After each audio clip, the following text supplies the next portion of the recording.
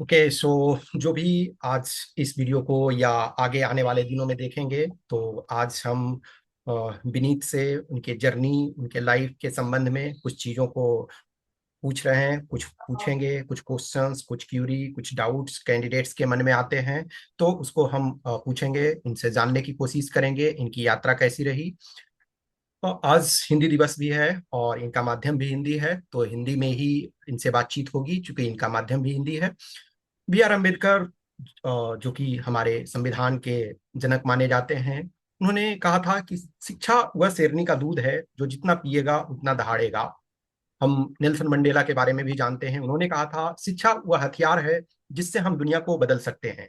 दुनिया निरंतर परिवर्तित हो रही है और इस परिवर्तन के दौर में शिक्षा ही वह हथियार है जो हमें इस लायक बनाता है कि हम अपने जीवन के साथ साथ दूसरे के जीवन को भी चेंज कर सकें। जब हमारी सफलता हमें मिलती है तो यह सिर्फ हमारे लिए नहीं होता है, हमारे परिवार वालों के लिए भी होता है, हमारे देश के लिए भी होता है, और हमारे आसपास या जो कोई हमसे मोटिवेशन लेना चाहते हैं उनसे भी, उनके लिए भी ये होता है। जब एक इंसान सफल होता है तो सिर्फ वह उसकी सफलता नहीं है, और भी लोगों की सफलता है। शिक्षा कहीं से भी मिल सकता है, स्वयं से शिक्षा मिल सकता है, गुरु से शिक्षा मिल सकता है, या हमें किताबों से मिल सकता है, प्रकृति से मिल सकता है। जहां से भी शिक्षा मिले हमें ग्रहण करना चाहिए। चाहे जो भी हो, कहीं ना कहीं किसी मोड़ पे एक शिक्षक की जरूरत होती है, एक टीचर की जरूरत होती है। मैं ये नहीं कहूंगा कि इन्हें मैंने गाइड किया, बस मैं ये कहूंगा कि मैं कहीं ना कहीं इनके रास्ते में आया, थोड़े बहुत इन्हें सपोर्ट कर पाया, जो भी किसी भी फॉर्म में। तो मुझे इस बात की खुशी है। हर वो कैंडिडेट जो जुड़े हुए होते हैं डायरेक्टली इनडायरेक्टली, जब उनका सफलता उन्हें मिलती है तो काफी खुशी होती है। कुछ ऐसे बच्चे होते हैं जिनके पेरेंट्स ऑलरेडी सक्सेसफुल हैं, यानी जिनके पहले के जनरेशन ही सक्सेसफुल हैं, तो उनके लिए शायद रास्ते थोड़े आसान होते हैं। लेकिन कुछ ऐसे होते हैं जो फर्स्ट, अपने जनरेशन में फर्स्ट होते हैं, अपने परिवार में फर्स्ट होते हैं, जो सफलता को प्राप्त करते हैं। आज हम जिस जमाने में जी रहे हैं, आज भी इंडिया में जो भी 60%, 70%, 80% ऐसे लोग हैं जिनको उचित शिक्षा नहीं मिलती है। यस, शिक्षा, यदि साक्षरता देखें तो ऑब्वियसली 2011 सेंसस के अनुसार 74% लोग साक्षर हैं, यानी लिटरेट हैं। लेकिन लिटरेट होना और प्रॉपर एजुकेटेड होना दो डिफरेंट बातें हैं। तो आज भी इंडिया में बहुत कम लोग हैं जिन्हें प्रॉपर शिक्षा मिल पाती है, जिससे कि वो जीवन में आगे बढ़ सकें। बहुत सारी चीजों को हम डिस्कस कर सकते हैं, करेंगे। मैं आपसे बात करते रहता हूँ, लेकिन आज अब विनीत से उनके लाइफ के बारे में जानने की कोशिश करेंगे और उनकी जो journey. So welcome Vineet. Okay. Thank so you. या, सबसे पहले आप अपनी जर्नी के बारे में बताओ कि आज यहाँ तक पहुंचे हो, तो कहाँ से आपने स्टार्ट किया कि हमें एक मुकाम हासिल करना है। तो सर, मेरी स्कूलिंग तो सर गांव में हुई थी। ग्रेजुएशन सर मैंने एलबीएस पीजी कॉलेज गोंडा से किया था सर। वहां से मेरी लाइफ जो है वो चेंज होना शुरू हुई थी। तो इंटरमीडिएट तक तो कोई गोल नहीं था कि मुझे आगे क्या करना है, बट सर जब ग्रेजुएशन करने में गोंडा गया था, मेरे फूफा जी मुझे लेकर गए थे वहाँ। तो वहाँ सर मैं पुलिस लाइन में रहता था सर। वहाँ से एक मुझे गोल मिला कि मैं आगे कुछ पुलिस में करूंगा। और वहाँ सर मैं पुलिस लाइन में रहता था, तो सर वही पास में सर एसपी साहब का बंगला था। वो फ्राइडे को परेड पर भी आते थे। तो उन्हें देखकर सर मैं थोड़ा मोटिवेट हुआ कि हाँ, मुझे अब आगे इस फील्ड में जाना है सर। वहाँ से मेरी जर्नी स्टार्ट हुई है। देन सर ग्रेजुएशन मेरा सर 16 में खत्म हुआ था। और उसके बाद सर एक साल में घर पे। उसके बाद सर 17 से सर मैंने प्रॉपर अपनी प्रिपरेशन शुरू की थी। उसके बाद से सर यूपीएससी के सर मैंने 4 मेंस लिखे।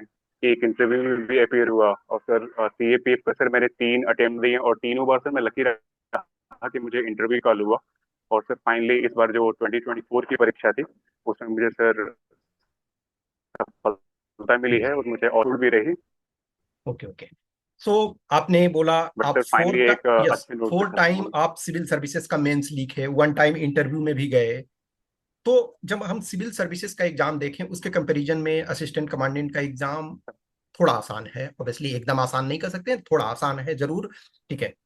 तो यदि देखा जाए तो अटेम्प्ट वाइज, यानी आप तीनों अटेम्प्ट में, जब मैं आपका मार्क्स देखता हूं पेपर 2 पार्टिकुलरली, तीनों में ऑलमोस्ट सेम है। ठीक है, जस्ट स्लाइटली डिफरेंस आपको देखने को मिलता है ऑल 3 अटेम्प्ट्स में। एक वो पर्सन जो सिविल सर्विसेज के इंटरव्यू राउंड तक पहुंच गया, उसे पेपर 2 में इतने कम मार्क्स क्यों मिले असिस्टेंट कमांडेंट में? सर सर मेरा केस अलग है एक्चुअली। सर मैं जितनी बार सर अटेम्प्ट दिया हूँ सर सीएपीएफ का, उस टाइम सर मेरा सिविल सर्विसेज का मेंस चल रहा होता था। तो मुझे सर इसके लिए सर अलग से प्रिपरेशन का कोई मौका नहीं मिला। मैं जस्ट करता ये था सर कि जो अगस्त में मेंस का एग्जाम पड़ता था, तो मैं जस्ट उठकर चला जाता था। और बस सर जो मतलब यूपीएससी की जो सिविल सर्विसेज की जो नॉलेज होती थी, उसी के बेसिस पे लिख देता था। तो सर इसीलिए सर इसमें लगता है मुझे मार्क्स थोड़े सर कम रह गए हैं। ओके, देखो मैं ये प्रश्न इस वजह से पूछ रहा हूं कि जो आने वाले कैंडिडेट्स हैं, वो जो स्पेसिफिक प्रिपरेशन को कम फोकस देते हैं या राइटिंग प्रैक्टिस कम करते हैं। यदि मैं आपके केस में देखूं, देखो जैसे आपने 1200 वर्ड्स का एसे लिखा और यहाँ 300 वर्ड्स का एसे है, तो आपको लगता है कि आप थोड़े प्रैक्टिस करते, सपोज 2 4 5 टेस्ट लिखते प्रॉपर तरीके से, तो आपके मार्क्स बढ़ सकते थे?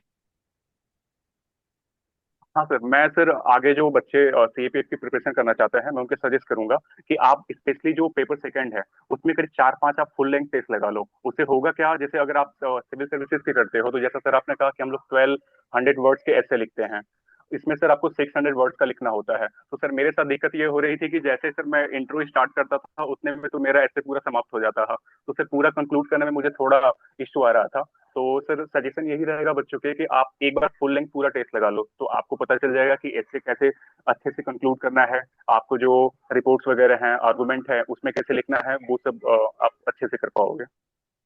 ओके, सो आप एक एक तरह से उस प्रिपरेशन जर्नी में हो जहाँ मैक्सिमम टाइम आप अपना एजुकेशन में ही दे रहे हो, मैक्सिमम टाइम आप अपने स्टडी प्रिपरेशन एंड ऑल।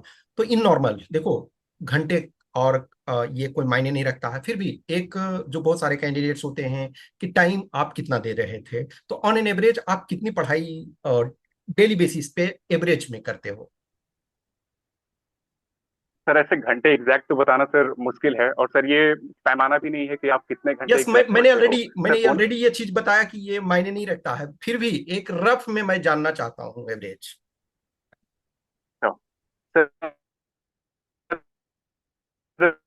अगर आप पूरे साल कंसिस्टेंटली अगर 6 से 8 घंटे पढ़ा, बहुत इनफ है सर। कि जब एग्जाम डेज नजदीक आ जाते हैं, तो ये सर घंटा ऑटोमेटिक आपको बढ़ाना भी नहीं पड़ेगा, वो कब 6 से 12 हो जाएगा, 15 हो जाएगा, आपको पता भी नहीं चलेगा। तो अगर आप औसत निकालोगे तो सर ये पूरे साल का औसत 6 घंटे 8 घंटे होते हैं। Okay okay okay. न्यूज़पेपर के तो, संबंध में आप कुछ तो बताना सर इतना ही चाहेंगे? है, जैसे हो जाता है। आप डेली न्यूज़पेपर पढ़ते हो?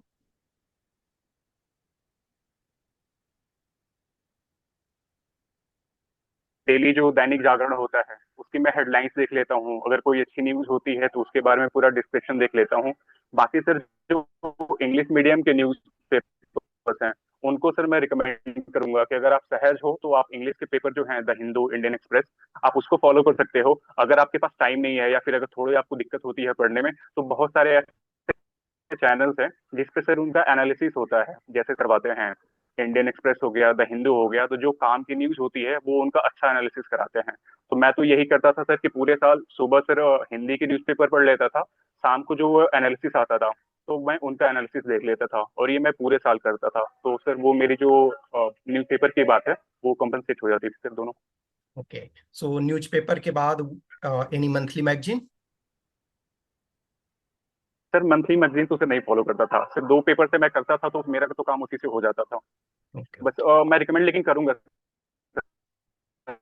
ओके, सो अगर आपके जैसे, पास समय यस है, तो यस। अगर आप फुल टाइम जॉब में हो, क्योंकि सॉरी फुल टाइम प्रिपरेशन में हो, तो आप सर एक मंथली मैगजीन प्लीज कर लो। उससे होगा क्या कि सर जो साल आप जो पर डे पढ़ते हो वो सर छिटपुट में होता है। फिर आप जब मंथली मैगजीन जब कर लोगे, तो जो यूपीएससी के लिहाज से जो भी इम्पोर्टेंट न्यूज होगी सर, वो आपके एक साथ वो ओके ओके ओके, मिल जाता है, ऐसे बच सकते हो। Yes yes. So writing practice के संबंध में देखो, सबसे बड़ा चैलेंज खास करके देखो, दो पेपर हैं, तो पेपर 1 तो ऑब्जेक्टिव है और पेपर 2 सब्जेक्टिव है। तो राइटिंग इन नॉर्मल देखो, आपने सिविल सर्विसेज का किया तो वहां तो इससे ज्यादा राइटिंग की जरूरत है, वहां तो मल्टीपल पेपर हैं, बैक टू बैक है। तो नॉर्मली राइटिंग प्रैक्टिस के लिए आप कैंडिडेट्स को क्या सजेस्ट करोगे? हर डे लिखना चाहिए, अल्टरनेट डे लिखना चाहिए, या वीकेंड में? आप क्या करते थे, आप अपनी थोड़े उसके संबंध में बताओ। सर ऑनेस्टली बताऊं तो सर मैंने सीएपीएफ के लिए सर कोई भी एक भी टेस्ट नहीं लगाया है। बट सर जो आने वाले फ्यूचर एस्पिरेंट्स हैं, मैं उनके लिए सजेस्ट करूंगा कि आप कोई ना कोई कोई भी कोचिंग पकड़ लीजिए सर। आप भी शायद प्रिपरेशन का इसकी करवाते हैं डेडिकेट। तो आपके सर प्लेटफॉर्म पे या फिर किसी भी प्लेटफॉर्म पे बच्चों को चाहिए सर कि वो फुल लेंथ टेस्ट लगा लें। एटलीस्ट सर एग्जाम में जाने से पहले अगर वो 5-6 फुल लेंथ टेस्ट लगा लेते हैं तो मुझे लगता है वो अपने आप को एग्जाम हॉल में सर काफी सहज महसूस करेंगे। स्पेशली सर एस्से हो गया, रिपोर्ट्स हो गया, आर्गुमेंट हो गया सर, इसमें थोड़ा सा ना ट्रिक होता है कि कैसे लिखना होता है। तो वो सर किसी के गाइडेंस में करेंगे तो मुझे लगता है सर वो काफी हेल्पफुल होगा उनके लिए। Okay okay. सो जैसे कि आपने बोला शुरू के जर्नी में आप गांव में रहे और फिर शहर में आए, और जो भी आपने किसी को देखा मोटिवेशन, इनफैक्ट जब हमारी फर्स्ट इंटरेक्शन आपसे हुई थी तो आपने बोला था कि सर आईपीएस में जाना हमारा मेन प्रायोरिटी है, क्योंकि आपने उनसे मोटिवेशन लेकर के ये किया था। सो अभी जैसे देखा जाए तो जो स्टूडेंट्स स्टार्ट करते हैं, बहुत बार आज की डेट में online an number of deviations वगैरह भी होते हैं कि हजारों चैनल आज के डेट में हर चीज का, आप किसी चीज के लिए सर्च करो, सो मेनी थिंग्स मिल जाते हैं। उसमें से आपने जैसे ये होता है कि गोल डिटरमिन कि यस हमें इतने तक रहना है या इस डायरेक्शन में मूव करना है, इसको आपने कैसे डिसाइड किया या कैसे इस पर वर्क करते हो? सर सर जब से ये सोशल मीडिया की क्रांति हुई है, लोग कहते हैं सर कि काफी सहज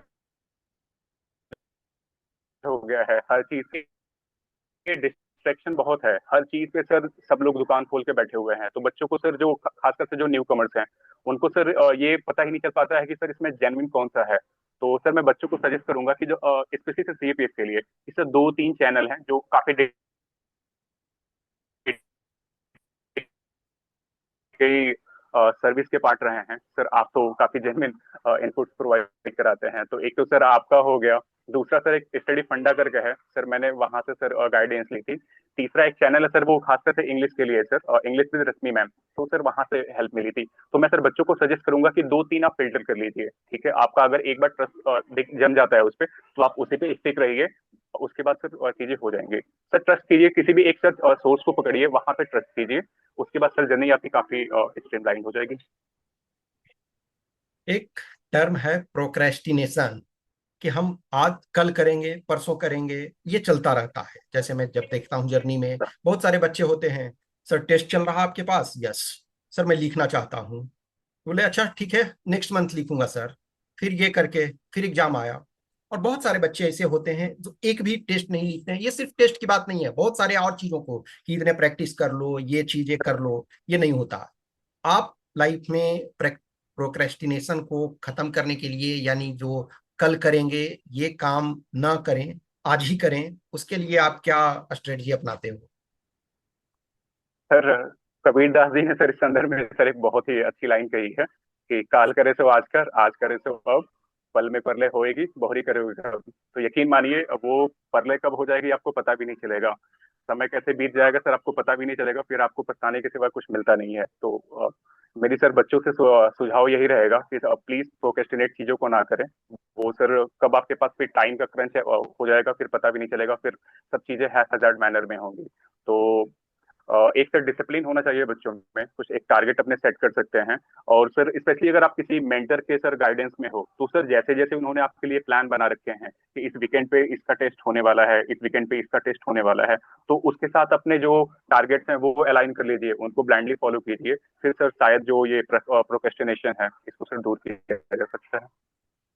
ओके, आपका अपना ऑल थ्री जर्नी देखें तो इंटरव्यू कहीं ना कहीं उसके पहले दो अटेम्प्ट जो भी है, इंटरव्यू में आपके बहुत खराब मार्क्स मिले थे, इन द सेंस कि फर्स्ट टाइम आप जब दिए तो उसको बहुत खराब नहीं कर सकते हैं, लेकिन बहुत अच्छा भी नहीं, मीन्स एवरेज था। दूसरी बार अच्छा। इंटरव्यू आपका बहुत पैथेटिक था। और तीसरी बार अभी जब आप सेलेक्ट हुए हो, इंटरव्यू एक्सेलेंट था। इनफैक्ट आप वही कैंडिडेट हो। तो क्या जो चेंजेज आपको लगा जिसने आपको इतना अच्छा इस बार, सो इनका इस बार 125 मार्क्स मिला जो कि वन ऑफ द हाईएस्ट है, ठीक है, तो इस बार 125 मिलने का राज क्या है? तो सर सर इसके 2-3 रीजन हैं। सबसे पहली बात करते हैं सर कि मुझे जब सेकंड अटेम्प्ट में सर मुझे 75 मिले थे। इनफैक्ट सर ये शायद सबसे वर्स्ट स्कोर हो सकता है किसी भी बच्चे का। उसके बाद सर यहाँ से सर 125 की जर्नी। सर अगर 75 वाले की सर बात करें तो सर कुछ मेरे मिस्टेक्स थे सर। एक तो डैफ जो था, मैं वो सर अच्छे से फिल नहीं कर पाया था। तो सर अपना डैफ जो होना चाहिए सर, बच्चों को वो थोड़ा अट्रैक्टिव बनाना चाहिए। अगर आपका सर डैफ थोड़ा अट्रैक्टिव है ना, तो वहां से क्वेश्चन अराइज होते हैं। आप पूरा का पूरा इंटरव्यू जो होता है वो अपने हिसाब से सर वो आप उसको चेंज कर सकते हो। तो सर सेकंड और जो अटेम्प्ट था सर, वहां गलती मेरे साथ ये हुई थी। थर्ड अटेम्प्ट में सर मैंने यही किया था सर, कि मैंने जो अपने जो हॉबी वाला सेक्शन था, जो आपकी अचीवमेंट वाला सेक्शन था, उसको सर मैंने अच्छे से फिल किया था। तो सर मेरे जो क्वेश्चन थे वो यहीं से आए हुए थे। तीसरा सर, इन सर लगभग सर मुझे इस जर्नी में सर 5-6 साल हो गए थे। तो धीरे धीरे सर मेरी पर्सनालिटी जो है वो सर काफी इम्प्रूव हुई थी। और चूंकि सर मैंने सर जस्ट 2023 का सर सिविल सर्विसेज का इंटरव्यू दिया था, तो वहां सर मैंने अपने डैश पे, अपनी पर्सनालिटी पे काफी अच्छा काम किया था। तो सर मुझे लगता है सर वही चीजें वहां पे रिफ्लेक्ट हुई और मुझे इतने अच्छे मार्क्स मिले। कॉन्फिडेंस का इंपॉर्टेंट रोल सर प्ले मैं, किया है, कॉन्फिडेंस इस बार इंपॉर्टेंट रोल प्ले किया। Yes sir, confidence sir. Hmm. Sir इस बार सर मैं इतना कॉन्फिडेंट था इनफैक्ट कि सर मैं हर इसके पहले जो इंटरव्यू था सर, ओवरऑल मैंने सर यूपीएससी के 4 इंटरव्यू दे लिए। सीएपीएफ का सर 3 हो गया और एक सिविल सर्विसेज का। सर इस बार मैं अपने साथ किसी को ले ही नहीं गया था। इनफैक्ट मैंने घर पे भी किसी को नहीं बताया था कि मैं देने जा रहा हूँ। बिल्कुल सर फ्री माइंड से गया था। तो मेरे ऊपर कोई सर परफॉर्मेंस प्रेशर नहीं था कि मुझे करना ही है। तो वहां सर एग्जाम हॉल में सर मैं बहुत रिलैक्स था, चीजों का सर बहुत अच्छे से आंसर किया था, बिना किसी सर प्रेशर के। तो मुझे लगता है सर ये एक टर्निंग मोमेंट था मेरे लिए सर। Okay okay okay. देखो, जब जैसे बहुत सारे बच्चे होते हैं, इंडिया एक ऐसा कंट्री है जहां majority of people middle class और लोअर मिडिल क्लास इनकम में आते हैं, और कुछ लिमिटेड ही हैं जो इलीट में आते हैं जिनके पास हर वो चीज सुविधाएं अवेलेबल होती है। तो आप एक ऐसे फैमिली से बिलोंग करते हो जहां लाइफ में स्ट्रगल आपने बहुत देखा है, और अब ऑब्वियसली है कि आप अपने फैमिली को बहुत ऊंचे स्तर पर ले आओगे कमिंग डेज में, जब वंस ज्वाइन करोगे और चीजों को। तो जो स्ट्रगल है, खास करके फाइनेंशियल स्ट्रगल एक बहुत बड़ा प्रॉब्लम है। तो कभी आपको लगा कि फाइनेंशियल स्ट्रगल के कारण मैं सेलेक्ट नहीं हो सकता हूं, या कुछ ऐसा कभी डाउट आया? सर डाउट तो नहीं आया सर। इनफैक्ट सर जो मेरा जो बैकग्राउंड था सर, उसको चेंज करने के लिए सर मैंने यही सोचा था कि मैं इस फील्ड में कुछ अच्छा अचीव करूंगा। तो सर ना सिर्फ मैं सर अपनी लाइफ में अचीव करूंगा, इनफैक्ट मैं अपनी पूरी की पूरी जो जनरेशन है उसको सर चेंज कर सकता हूँ। तो सर थोड़ी दिक्कतें तो हुई सर। इनफैक्ट सर मुझे फुल टाइम जॉब में रहना पड़ता था। मैं सर 21 से ही सर मैं एक इंस्टीट्यूट में as a content writer job कर रहा था। तो मुझे सर प्रिपरेशन का बहुत अच्छा ज्यादा टाइम तो नहीं मिल पाता था। तो सर थोड़ा इश्यू तो था टाइम का। बट सर ठीक है सर, प्रिपरेशन अच्छी थी तो हो गया सर मैनेज। क्योंकि सो आपने कभी परिस्थितियों को ब्लेम नहीं किया, अपने ऊपर अपने को इम्प्रूवमेंट करने में ही मेन टाइम लगाया। Okay okay. तो जैसे देखो, आपने बोला कि आप वर्क कर रहे थे, तो वर्क भी तो एक तरह से वही था जो एजुकेशन से रिलेटेड। तो कहीं ना कहीं वो तो भी हेल्पफुल था ना, कुछ चीजों को वो भी तो लर्न करने में मदद किया ना। Yes sir. सर हाँ सर, मैं चूंकि कंटेंट राइटर का काम करता था, तो मेरी जो सर जो एकेडमिक वाला पार्ट था सर, वो तो काफी अच्छा हो गया था, स्पेशली मेंस से रिलेटेड। तो सर मुझे एसए में, रिपोर्ट राइटिंग में, देन आर्गुमेंट में सर मुझे काफी हेल्प मिला। इसके अलावा सर जो मेरी पर्सनालिटी काम करने के बाद जो सर मेरी पर्सनालिटी इंप्रूव हुई सर, वो 125 में जो 75 से जो 125 की जर्नी है, मुझे सर उसका उसका रोल सर लगता है जो मैं वहां पे जॉब में करता था। तो पेपर वन में भी इस बार ठीक है, इस बार एक्चुअली सबके मार्क्स कम थे, मीन्स चूंकि कट ऑफ ही बहुत कम गया है। यदि आप देखो, 21 जब आप फर्स्ट टाइम इंटरव्यू दिए थे, तब 138 कट ऑफ था, और इस बार 97 पॉइंट समथिंग कट ऑफ है, तो ऑब्वियसली काफी डाउन गया। सो इसमें भी वही सिचुएशन कि आपने पेपर वन में भी प्रॉपर प्रैक्टिस इसके लिए नहीं किया, जो सिविल सर्विसेज का किया था उसी बेस पर लेकर के चले, यही ना? Yes sir. Okay okay okay. Sir लेकिन सर जो पेपर फर्स्ट है, स्पेशली जो जो सर ऑब्जेक्टिव नेचर है, उसके लिए सर मेरा अनुभव काफी अच्छा है सर। मैंने यूपीएससी के अपने सारे अटेम्प्ट में मेरे मार्क्स सर कट ऑफ से सर हमेशा 30-40 नंबर एक्स्ट्रा ही होते हैं। सर मैं उसमें काफी सहज हूँ। तो मुझे लगता है सर मैं काफी अच्छा इनपुट दे सकता हूँ। तो सर अगर बच्चे जो हैं वो अगर आगे जो तैयारी करने आ रहे हैं, उनके लिए सर मेरा ये सजेशन रहेगा कि एक बार तो आप एक सोर्स अपना डिसाइड कर लो कि हर एक सब्जेक्ट के लिए सर एक जो बुक होती है जो सब बच्चे रिकमेंड करते हैं, तो आप उसको एक बार फॉलो कर लो। उसके बाद सर यूपीएससी के जो पीवाईक्यू हैं, सिर्फ ना ही सब सीएपीएफ के, एनडीए हो गया, सीडीएस हो गया, इवन सिविल सर्विसेज का जो हो गया, वो अगर आप वहां से पीवाईक्यू आप कर लेते हो तो आप अपने आप को सर एक सहज स्थिति में पाओगे जब एग्जाम हॉल में जाओगे तो।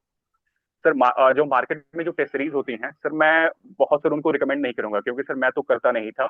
बट सर अगर आप अपने कॉन्फिडेंस बिल्डिंग के लिए लास्ट में जाके सर उसको लगा सकते हो। बट जो यूपीएससी के जो पीवाईक्यूज हैं उनको सर आप अपने प्राइमरी सोर्स रखिए अपने प्रैक्टिस के लिए। आपको सर पता चल जाएगा कि यूपीएससी पूछती कैसी है। और जो सर एक होता है ना कि एलिमिनेशन और हम लोग करते हैं, क्योंकि यूपीएससी में सर 30-40 क्वेश्चन आपको आएंगे, मैक्स टू मैक्स 50-60 क्वेश्चन आएंगे। बाकी जो आपका आधा जो क्वेश्चन होगा उसमें आपको थोड़ा इंटेलिजेंट गेस करना होता है, थोड़ा एलिमिनेट करना होता है। तो जो आप ये पैटर्न ढूंढोगे वो आप यूपीएससी के जो पीवाईक्यूज हैं उनको अगर आप अच्छे से एनालाइज करते हो तो ये पैटर्न आप अच्छे से पकड़ पाओगे। यस। तो सर ये सजेशन रहेगा। मैं स्टूडेंट्स को ऑब्वियसली एवरी टाइम बोलता हूँ कि अपने असिस्टेंट कमांडेंट एग्जाम का मिनिमम लास्ट 10 इयर्स का करो, सिविल सर्विसेज का लास्ट 10 इयर्स का, सीडीएस का 5 इयर्स, लास्ट 5 इयर्स, क्योंकि वो 2 टाइम्स होता है, और एनडीए का लास्ट 5 इयर्स, यानी कि 2 टाइम्स वो भी हो रहा है।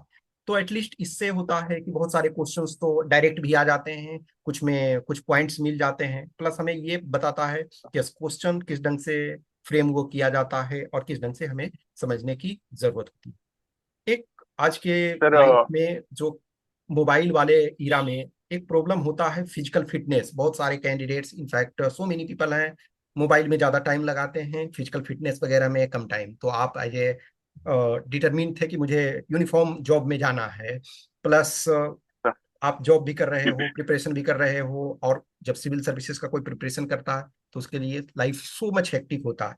उस बीच में आप अपनी फिजिकल फिटनेस के लिए कितना टाइम निकाल पाते हो? सर मैं सर फिजिकली सर काफी फिट हूँ। इनफैक्ट सर मैं इसमें ध्यान देता हूँ, क्योंकि मुझे शुरुआत से सर यूनिफॉर्म फोर्सेज में आना था। तो मैंने सर अपने आप को अपने दिमाग में ये बात रख ली थी सर कि मैं जब यूनिफॉर्म पहनूंगा तो लोगों को लगे कि हाँ एक यूनिफॉर्म वाला बंदा है सर, यूनिफॉर्म की सर बेइज्जती ना हो। तो इसके लिए सर मैं पर डे अपना एक्सरसाइज करता हूँ। मैं मॉर्निंग में सर 6 o'clock या 5:30, sir season two season very करता है, मैं जग जाता हूँ सर, मैं ग्राउंड में जाता हूँ, सर प्रॉपर एक्सरसाइज करता हूँ। तो सर इससे होता क्या है सर, एक तो सर मेरी फिजिक काफी फिट है। दूसरा सर जो इस लंबी जर्नी में क्या होता है सर, जो आप जो एक मेंटल फिटीग होता है या जो मेंटल प्रॉब्लम्स आती हैं, तो अगर आप फिजिकल एक्सरसाइज करते हो तो ये वाला जो एंगल है वो आप सर इस पे काफी अपनी बेहतर स्थिति में होते हो। सर कहते हैं ना कि आपका जो एक स्वस्थ शरीर में जो होता है स्वस्थ मस्तिष्क निवास करता है। तो आपके दोनों बेनिफिट्स हैं, एक तो आपका फिजिक फिट रहेगा, दूसरा आपका जो मेंटल हेल्थ है ना वो काफी अच्छी रहेगी, तो आप एग्जाम में अच्छा बेहतर कर पाओगे। ओके, सो एवरी डे आप मॉर्निंग एटलीस्ट वॉक करते हो और एक्सरसाइज डेली करते हो, डेली बेसिस पे? सर सर मैं रनिंग करता हूँ, जॉगिंग करता हूँ। इनफैक्ट इनफैक्ट सर मैंने हॉबी में सर रख रखा था, मुझसे सर ने क्वेश्चन भी पूछा था। सर मेरा sir board Sanjay Verma sir का था, उन्होंने जाते ही पूछा मुझसे कि विनीत आप रनिंग करते हो? मैंने बोला यस। तो उन्होंने पूछा 100 मीटर की आपकी स्पीड कितनी है? तो सर मैंने बताया। और चूंकि सर मैं थोड़ा सा फिट दिखता हूँ, स्लिम हूँ, फिट हूँ, तो सर उन्होंने देख के पूछा कि आपकी स्पीड कितनी है 100 मीटर की? तो मैंने बताया सर 12 सेकंड की। इनफैक्ट सर एक रोचक बात बताऊं, सर मैंने डॉग का भी रख रखा है, मुझे डॉग से काफी लगाव है सर, मैं उनके साथ टाइम स्पेंड करता हूँ। तो उन्होंने पूछा कि डॉग की 100 मीटर की स्पीड और आपकी स्पीड किसकी ज्यादा होगी? तो सर स्टार्टिंग सर यहाँ से हुई थी। कहीं ना कहीं देखो, जो आपने बोला ना कि आप फिटनेस के संबंध में लिखे हो, और प्लस आप फिट दिख रहे हो, तो दोनों को रिलेट सर हो रहा है ना। कुछ ऐसे हैं जिन्होंने लिख दिया कि रनिंग, और उनका एक्स्ट्रा आप वेट गेन किए हुए हो, तो वो एक तरह से निगेटिव सर मैसेज देता है। और इनफैक्ट मैंने कुछ कैंडिडेट्स को देखा भी है कि वंस रनिंग कंप्लीट हो गया, फिजिकल कंप्लीट हो गया, इंटरव्यू में टाइम है, तो फिर वो वेट गेन कर लेते हैं। तो कहीं ना कहीं वो निगेटिव आपका इम्पैक्ट देता है ना। जो हम हैं और जो दिख रहे हैं, दोनों मैच होना चाहिए। इनफैक्ट वो जो कहते हैं ना सर कि हम बोर्ड में जाएं उससे पहले बोर्ड एक हमारे लिए प्री कंसीव नोशन बनाती है कि यस, ये कैंडिडेट जो आ रहा है इस ढंग का होगा, और यदि हम उसको सेटिस्फाई कर पाते हैं तो ऑब्वियसली हमें अच्छे मार्क्स मिलते हैं।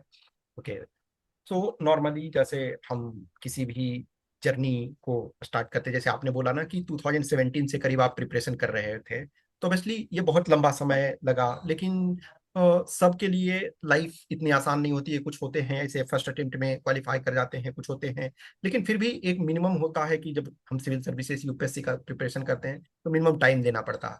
तो आपके लिए कोई पर्सन एटलीस्ट एक ग्रेजुएट है जो सीरियस है, कितने टाइम मिनिमम की आवश्यकता होगी? सर मैं सजेस्ट करूंगा कि बच्चों को सर 1 या 2 अटेम्प्ट एटलीस्ट सर पूरा फुल फोकस्ड होके देना है। ओके। यदि आप बुक्स वगैरह सर की ऑप्शन बात, यस, बुक्स की बात देखो तो एनसीईआरटी की यूटिलिटी आप कितना देखते हो? सर सर हमारी जो पूरी की पूरी प्रिपरेशन है सर सिविल सर्विसेज की, सर उसकी जो नींव होती है वो एनसीईआरटी ही होती है। सर अगर बच्चे एनसीईआरटी कर लेते हैं तो आगे जो प्रिपरेशन करते हैं वो सर वो काफी बेहतर स्थिति में होंगे। इनफैक्ट सर जब मैं यहाँ प्रिपरेशन करने आया था सिविल सर्विसेज की, उससे पहले सर मैं गांव में 1 साल रहा था, और उन 1 सालों में सर मैंने अपनी जो एनसीईआरटीज हैं उनको सर कई बार रिवाइज कर लिया था। तो यहाँ आने के बाद सर लगभग मुझे बहुत सारी दिक्कत नहीं हुई, लगभग हर चीजें लगती थी कि हाँ मैंने तो पढ़ा हुआ है, इसके पीछे का कॉन्सेप्ट मुझे पता है। तो सर इन जो पीटी में सर मेरे मार्क्स लगातार सर हमेशा 100+ रहते हैं, तो इसका सर एक मेन वजह ये भी है कि सर मैंने एनसीईआरटी बहुत अच्छे से किया था। वो लाइन जो बोलते हैं ना बिटवीन द लाइंस पढ़ना, तो सर मैंने उनको अच्छे से किया था, तो उनको समझ में मेरी थी। तो बच्चों को मैं सजेस्ट करूंगा कि वो अपनी एनसीईआरटी जो है जो शुरुआत जब करें ना तो एनसीईआरटी से ही करें। Okay okay. So in general देखो, मैं 9th से 12th का सजेस्ट करता हूँ कि क्लास 9 से स्टार्ट करो और 12th तक चलो। तो नॉर्मली आपने भी यही फॉलो किया होगा। सर शुरुआत जब मैंने की थी, चूंकि गाइडेंस तो अवेलेबल नहीं था, तो मैंने सर 6 to 12 कहीं से सुन रखा था कि आपको एनसीईआरटी पढ़नी है, वो भी बिल्कुल बेसिक से, तो मैंने सर 6 to 12 से स्टार्ट करा था। बट यस सर, मैं एग्री करता हूँ कि बच्चों को सर 9 से लेकर 12 तक करना चाहिए, क्योंकि जो यूपीएससी के लिहाज से इंपॉर्टेंट है सर वो 9 से 12 है। और जो 6 to 8 में जो आप पढ़ रखे होते हैं, जो काम की चीज होती है सर, वो 9th क्लास में सर वो दे दी जाती है, हाँ, भूमिका एक बना तरह दी से जाती देखा है, जाए तो कहीं ना कहीं जो कंटेंट है वो रिपीटेड हो जाते हैं थोड़े से एडवांस रिपीट हो लेवल के जाता है। साथ। अभी यस जैसे यस देखो, सर। आप साइंस बैकग्राउंड से हो, तो एक तरह से जैसे देखो जो आर्ट्स बैकग्राउंड होते हैं तो उनको हिस्ट्री और ये चीजें पहले से पता होती है। तो आप साइंस बैकग्राउंड से हो, तो आपको कोप अप करने में थोड़ा वक्त लगा, या कभी ऐसा लगा कि ये क्या हिस्ट्री ज्योग्राफी है, ऐसा कुछ फील हुआ? यस सर, चूंकि सर स्कूलिंग भी सर गांव से हुई थी, हमारे यहाँ सर दिक्कत क्या होती है कि सर जो जब बच्चे प्रिपरेशन कर रहे होते हैं तो अप टू 12 सर उनको सिर्फ ये समझ में आता है कि इंग्लिश इंपॉर्टेंट है, मैथ्स और साइंस इंपॉर्टेंट है, इसके अलावा जो हिस्ट्री ज्योग्राफी पॉलिटी ये सब है उनको सर ध्यान भी नहीं दिया जाता, बच्चे ऐसे ही कर लेते हैं। तो सर मुझे थोड़ी दिक्कत हुई थी, क्योंकि सर बैकग्राउंड तो था नहीं और ग्रेजुएशन सर साइंस से था, तो चीजें दिक्कत हुई। बट सर जो मैंने एनसीईआरटी की थी खुद से, वहां से सर मुझे चीजों की बेसिक समझ हो गई थी, तो फिर मुझे आगे दिक्कत नहीं हुई थी। तो ओके यही ओके। सजेशन होगा कि बच्चे जो अगर प्रिपेयर करना चाहते हैं तो एक बार एनसीईआरटी अच्छे से कर लें। यस यस, देखो एनसीईआरटी एक तो बच्चे के जैसा समझाया, क्योंकि देखो मैं बार बार यही मैं खुद स्टूडेंट से बोलता हूँ कि आप ग्रेजुएट हो, लेकिन वो 9th क्लास का एक वो बच्चे के लिए लिखा गया है जो 14 13 14 15 ईयर्स के एज के हैं। तो ऑब्वियसली उनको उस लेवल से समझाया जाता है, बहुत सारी कहानियां हैं, मीन्स एवरी टाइम बूझो, या ये वर्क करो, अपने पेरेंट्स के साथ करो, अपने टीचर्स के साथ करो, अपने आसपास देखो, बहुत सारे चीजें ये होती है। ठीक है, तो उसके लिए यस काफी हमारे लिए हेल्पफुल होता है। सो अभी जैसे फॉर एग्जांपल इन नॉर्मल, जैसे आपने टेस्ट वगैरह के संबंध में ये बोला कि यस टेस्ट हमें लिखना चाहिए, लेकिन नॉर्मली आप जैसे देखो कुछ पर्सन होते हैं कि उन्हें एवरी वीक कुछ ना कुछ लिखते हैं, जैसे चाहे कोई सिंपल ऐसे लिखे या कोई टॉपिक को लिखे क्वेश्चन आंसर के फॉर्म में या उस टाइप का। क्योंकि सिविल सर्विसेज करते हो तो दोनों चीजें हैं, ऐसे तो इंपॉर्टेंट है लेकिन उसके साथ साथ मैक्सिमम उसमें क्वेश्चन आंसर। तो राइटिंग प्रैक्टिस आप कितना करते हो, आप अपने सिविल्स के पॉइंट ऑफ व्यू से यदि हम देखें तो? सर, हम लोग जो सिविल्स में सर करते हैं उसमें सर करीब 1750 नंबर का तो सर मेंस ही होता है। तो सर राइटिंग का तो काफी इंपॉर्टेंस है। तो सर पर डे जैसे हम लोग मैं क्या करता हूँ सर कि जो डेली एडिटोरियल डिस्कशन सुनता हूँ, उसके सर अंत में सर क्या होता है, उस टॉपिक से रिलेटेड एक मेंस का क्वेश्चन होता है। तो सर पूरे साल तो ये हो जाता है कि एक दो आंसर जो मेंस के होते हैं और ऑप्शनल के होते हैं वो लिखता हूँ। सर साथ में जब टेस्ट होता है सर, सॉरी, जब मेंस प्रीलिम्स और मेंस के बीच में जो टाइम होता है, तो उसमें सर हम लोग पूरा रिग्रेस हम लोगों का मेंस का चलता है, प्रोग्राम चलता है। तो उसमें सर डेली टेस्ट होते हैं, वीकेंड पे टेस्ट होते हैं। तो सर ये होता है। बट मैं तो बच्चों को सजेस्ट करूंगा सर कि यस यस यस। हाँ सर, बच्चों को सजेस्ट करूंगा कि अगर आप किसी कोचिंग में नहीं ज्वाइन भी करते हो तो आप वीकेंड पे जो यूपीएससी के पीवाईक्यूज हैं आप वहां से लगा लो, जो आप करंट अफेयर पढ़ रहे हो उसके उसके आधार पे आप एक मेंस का क्वेश्चन जनरेट करो, देन उसको लिखते रहो, तो आप अपनी हैबिट में रहोगे, मेंस आपका इजी हो जाएगा। लैंग्वेज हिंदी आपका रहा है और आपने हिंदी में ही ऐसे लिखा? Yes sir. या और सिविल सर्विसेज सारे मींस सारे जो राइटिंग है वो हिंदी में ही करते हो, हिंदी मीडियम में ही है? हाँ सर। तो जैसे ऑब्वियसली सिविल सर्विसेज में भी है, वन पेपर मैंडेटरी है इंग्लिश, उसको क्वालिफाई करना है। और इसमें तो ऑब्वियसली असिस्टेंट कमांडेंट में 120 मार्क्स का जो है वो इंग्लिश है। तो आप हिंदी मीडियम के हो, तो बेसिक इंग्लिश में आपको कभी लैंग्वेज आपके लिए कभी बैरियर रहा, ऐसा आपको लगा? सर शुरुआत में जब मैंने स्टार्ट किया था सर, तब थोड़ा इशू आ रहा था। बट सर मैं न्यूज़पेपर जो फॉलो करता हूँ और जो एडिटोरियल डिस्कशन सुनता हूँ सर, वहां से करते करते अगर सर कोई भी बच्चा थोड़ा सा सर जो ठीक ठाक है, इंटेलेक्चुअली ठीक ठाक है, तो सर विद टाइम उसको हो जाएगा। मुझे नहीं लगता सर कि लैंग्वेज इतना बड़ा बर्डन है कि वो नहीं कर पाएगा, तो समय के साथ सर हो जाता है। जैसे देखो कुछ बच्चे ऐसे होते हैं, वो ये रोना रोते हैं कि सीरियसली कि मेरा तो हिंदी मीडियम बैकग्राउंड है, इंग्लिश ओनली आ रहा है, मैं क्या करूं, क्या मैं ऐसे में ही 4 ऐसे है उसमें 60 मार्क्स ले आ सकता हूँ, 50 मार्क्स ले आ सकता हूँ, इम्पॉसिबल टाइप चीजें हैं। तो रादर देन इसके लिए हम ये करें कि हम प्रॉब्लम है और ये हम सीख तो सकते हैं ना, 1 अटेम्प्ट 2 अटेम्प्ट लेकर के कर सकते हैं। इन नॉर्मल जैसे बिल्कुल देखो, सर। जो मेरा अनुभव है कि जो ग्रामर है या इंग्लिश है, मैं समझता हूँ 10th लेवल तक का आता है। 10th लेवल से ज्यादा जानने की जरूरत नहीं है, आपको क्या लगता है? सर ये जो बच्चे पहले से पूर्व धारणा जो बना लेते हैं सर, ये सिर्फ वो करने से पहले बना लेते हैं। बस वो देख के उन्हें डर लगता है कि चूंकि चीजें इंग्लिश में है वो कर नहीं पाएंगे। बट बच्चों को सर मेरा सजेशन रहेगा, एक बार स्टार्ट तो करो, थोड़ा टाइम दो, आप न्यूज़पेपर से इंग्लिश पढ़ो, जो टॉपर्स के जो आंसर्स हैं उनको देखो, फिर आपको समय के साथ लगेगा कि हाँ चीजें की जा सकती हैं।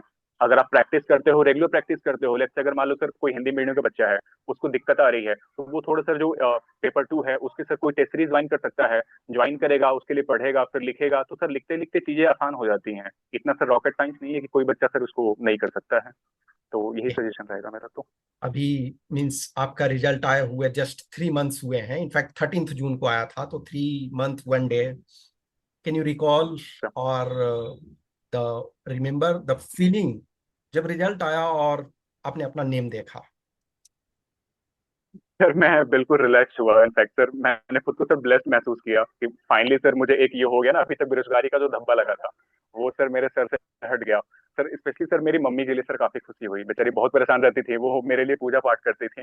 इनफैक्ट सर वो बीपी की मरीज भी हो चुकी हैं, उनको बीपी उनका बहुत फ्लक्चुएट करता था, तो उनको सर काफी रिलैक्स महसूस हुआ कि फाइनली कुछ तो हो गया।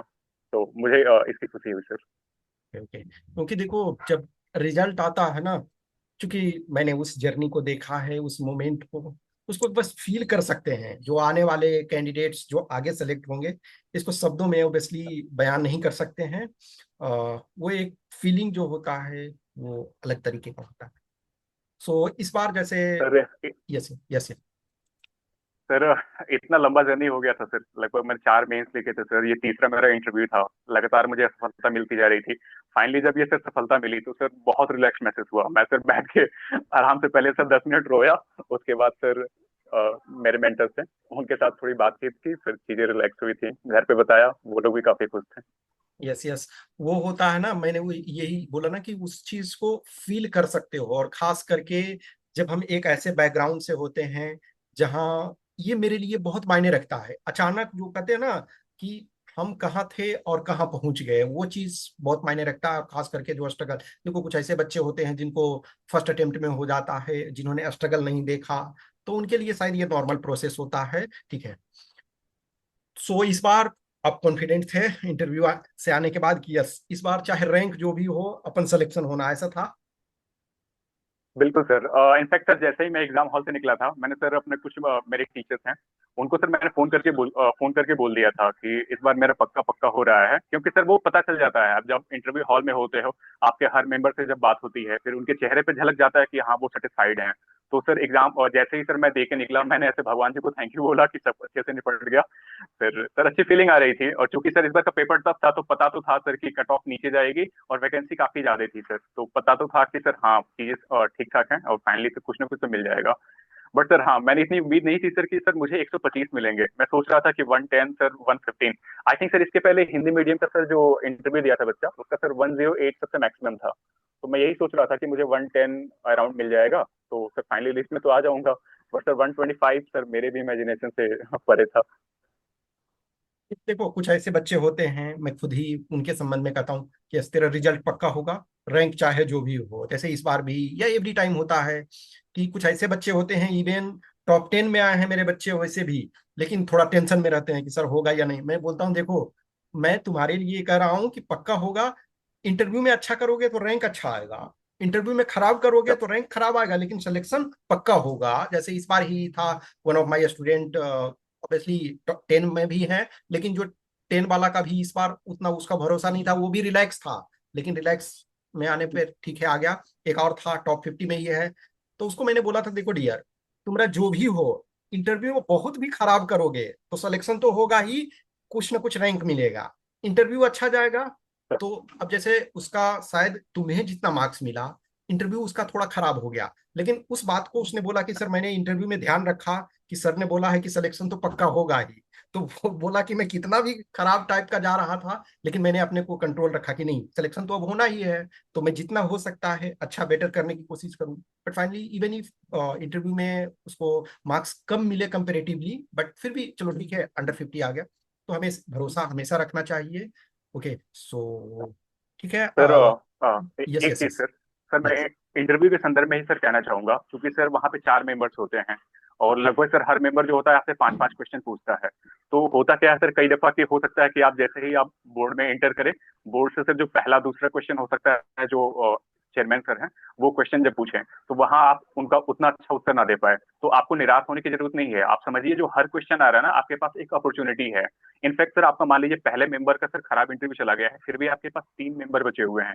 अगर आप वहां चीजों को कवर कर सकते हो, सर मैंने ये रियलाइज किया है सर अपने सारे इंटरव्यू में कि वो आप में ना एक स्पार्क ढूंढते हैं कि आप मान लीजिए पहले मेंबर में कुछ गलत हो गया, बट आप वो 3 मेंबर जो हैं उनको अगर सेटिस्फाई कर पाते हो, या जो आपने कमी वहां पे की है अगर उसको उसकी भरपाई यहाँ पे कर पाते हो, तो इंटरव्यू सर उसके बाद वो अच्छा एक मार्क्स मिल जाता है सर। तो ये ओके, मुझे महसूस हुआ आपकी था। 3 स्ट्रेंथ्स क्या है?